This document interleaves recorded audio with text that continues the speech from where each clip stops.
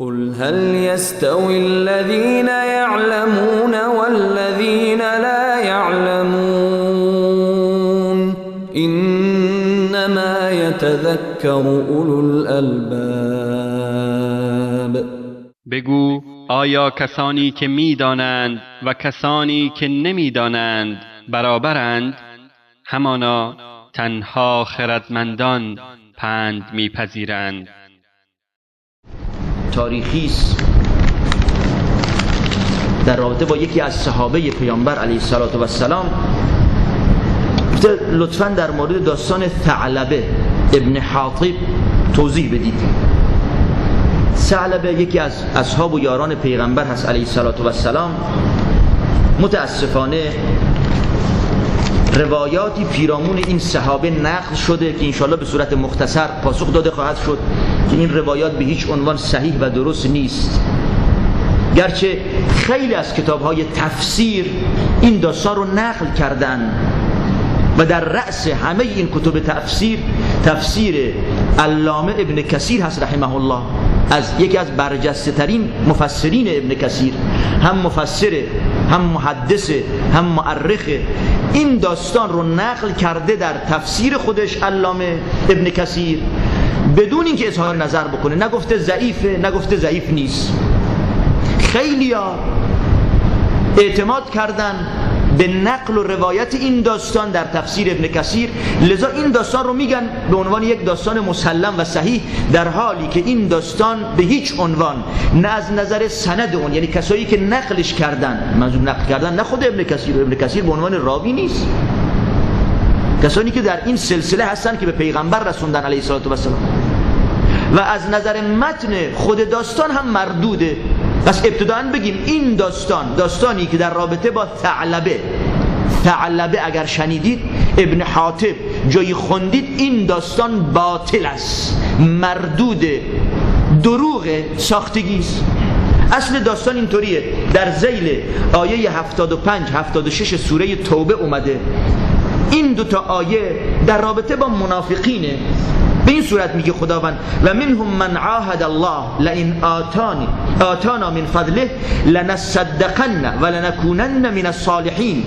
برخی از منافقین قسم میخوردن، میگفتن ما با خدا عهد و پیمان بستیم که اگر خداوند از فضل خودش به ما روزی بده ما صدقه میکنیم و از جمله صالحان میشیم. فلما آتاهم من فضله، وقتی خداوند بهشون داد از فضل خودش، بخلوا به، بخل ورزیدن، و تولوا و هم معرضون، پشت دادن و روی گردان شدن، زیر قولشون زدن. حالا داستان خلاصش به این صورته که ثعلبه اومد خدمت پیغمبر علیه السلام، گفت ای رسول خدا علیه السلام به من دعا بکن خدا بهم پول و مال و ثروت بده، مال میخوام. گفت ای ثعلبه همون مال اندکی که شاکر باشی برات بهتره از مال و ثروت فراوانی که بعد از پسش بر نیایید. گفت نه، من حتما صدقه میکنم، به صاحبان حق و محتاجان میدم. پیامبر دعا کردن علیه السلام که خدایا به ثعلبه مال و ثروت بده. همین که دعا کرد خداوند بهش پول و مال و ثروت داد. اومد اون مال و ثروت رو از اون طریق گوسفندانی برای خودش خرید ثعلبه. تو داستانش هم وقتی ببینید چنان غلو و افراط هم شده، چنان گوسفندانش مثل کرم از دل زمین از همه جا بیرون می اومد که مدینه جا نشد. روایت همینطور میگه جا نشد، رفت بیرون از مدینه برد گوسفنداش. در ابتدا مثلا نماز ظهر و عصر می اومد پشت سر پیامبر میخون، باقی خودش تنهایی میخون. کم کم دیگه 5 وقت رو رها کرد، ترک جماعت کرد، فقط جمعه می اومد. بعد از اون هم جمعه هم نمی اومد. پیامبر علیه السلام سوال میکرد که ثعلبه کجاست؟ گفتن اینطوری مشغول گوسفنداشه که دیگه درها و درواهای اطراف مدینه پر بود. گفت وای بر ثعلبه، تا اینکه آیه زکات نازل که پیغمبر علیه السلام برو زکات اموال رو بگیر، کسی رو فرستاد پیش ثعلبه گفت که زکات بدم. زکات مثل جزیه هست، جزیه مالیاتی است که از غیر مسلمانا گرفته میشه. گفت من نمیدم. بعد از برگشت بود دوباره پیشش گفت نه من نمیدم اصلا. اومدن پیش پیغمبر علیه السلام گفتن که ثعلبه زکات نداده. گفتن وای بر ثعلبه، چند بار فرمودن وای بر ثعلبه. بعد این آیات نازل شد و منهم من عاهد الله الی آخر که اشاره شد.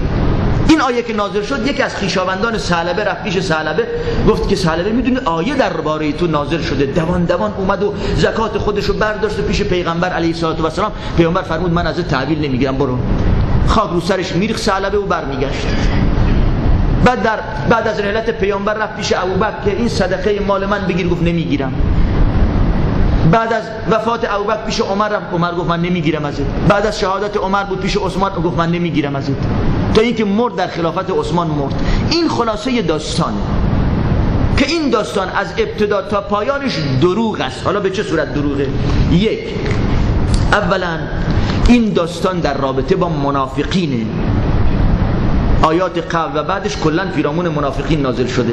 دو، خیلی از علما اگر بعضیاشون نقل کردن، خیلی هاشون هم انکار کردن، گفتن ضعیفه، گفتن مردوده. اسم برخی از این علما خونده میشه. امام بیهقی، ابن حزم، ابن عبدالبر، ابن الاثیر، اینا از علمای اجلا و از علمای قدما هستن، از قرون چهارم و پنجم. هیثمی، حافظ ابن حجر، امام الذهبی، قرطبی که یکی از مفسرین، حافظ عراقی در احادیثی که تخریج کرده رو احیاء علوم الدین امام غزالی، سیوطی. از علمای معاصر و از محدثین علامه احمد محمد شاکر رحمه الله که از علما و محدثین معاصره، و همچنین محدث شیخ ناصرالدین آلبانی رحمه الله که از محدثین معاصر هست، و محدث شیخ مقبل وادعی. همه این محدثین گفتن که مردود و باطله. همچنین در رابطه با این داستان به اتفاق اهل سیرت و تاریخ و تراجم، ثعلبه ابن حاطب یکی از کسانی است که در جنگ بدر شرکت کرده، از اهل بدر. و کسانی که در جنگ بدر شرکت کردند، روایات متواتر هست. روایات متواتر به روایاتی میگن، به اون احادیثی که نه یک نفر، نه دو نفر، نه سه نفر، چندین نفر از پیغمبر علیه السلام نقل کردن و از اصحابم تعداد زیادی نقل کردن. به همین صورت اینه در یک حدیث که امکان دروغ و ضعف درش اصلا نیست. پیرامون اهل بدر، یعنی کسانی که در جنگ بدر شرکت کردن، در فضیلتشون همچه احادیثی اومده. یکی از احادیث اینه که بارها شنیدید که وقتی حاطب ابن ابی بلتعه نامه‌ای نوشت در آستانه فتح مکه به کفار مکه، پیغمبر صلی الله علیه و آله عازم مکه بود برای فتح مکه و مخفی کرده بود حرکت خودش که کجا میخواد بره. حاطب اومد یک نامه‌ای نوشت به اهل مکه خبر بده که پیامبر علیه السلام عازم مکه هست، به عنوان یه خیانت دیگه. وقتی نامه گیر اومد، عمر گفت که اجازه بده گردن این منافق حاطب ابن ابی بلتعه بزنن، این منافق. پیامبر فرمودن علیه السلام انه شهد بدرا، نفاق در درون او راه نداره، اشتباه کرده، خطا کرده، ولی او در جنگ بدر بوده. در جنگ بدر چنان ایمان مؤمنین محک خورده که امکان نفاق و رنگ و ریا و خیانت و ارتداد وجود نداره. این گواهی پیغمبر هست علیه السلام که از طریق وحی پیغمبر گواهی دادن که و ما یدریک لعل الله اطلع علی اهل بدر. تو ای عمر چی میدانی که خداوند نظر کرده، تجلی کرده بر اهل بدر در صحنه و میدان بدر، و خداوند فرموده اعملوا ما شئتم فقد غفرت لكم. ای اهل بدر هر چی میخواهید بکنید، چون خداوند فهمیده که اهل بدر کافر نمیشون، مرتد نمیشون، منافق نمیگردن، فرموده هر چه دلتون میخواد بکنید که من شما رو آمرزیدم. همچه امتحانی رو پس دادن. و وقتی برده حاطب اومد خدمت پیامبر علیه السلام، شکایت داشت از دست حاطب، گفت که حاطب دوزخی است. پیامبر فرمودن علیه السلام کذبت، دروغ گفتید، لا يدخلها، حاطب وارد دوزخ و جهنم نمیشه، فانه شهد بدرا و حدیبیه، او در بدر و حدیبیه بوده. اینه که وقتی ما میگیم اصحاب و یاران پیامبر، همچه گواهی نسبت به اصحاب و یاران اومده، این گونه در میدانهای ایمانشون محک خورده که نفاق و تظاهر و رنگ و ادعا اونجا بویی نداشته، رنگی نداشته. اونجا تنها چیزی که در میدان بدر و احد و صلح حدیبیه در کنار پیغمبر میمونده علیه السلام، رنگ خالصانه و ناب ایمان به خدا و پیغمبر و روز جزا بوده. پس ثعلبه جزو اهل بدر بوده، تناقض درش. ما روایات صحیح داریم همچه گواهی در رابطه با اهل بدر، اجماع و اتفاق هم که او از اهل بدره. همین بسه در رد این روایت جعلی و دروغین. حالا در هر کتابی که ما بخونیم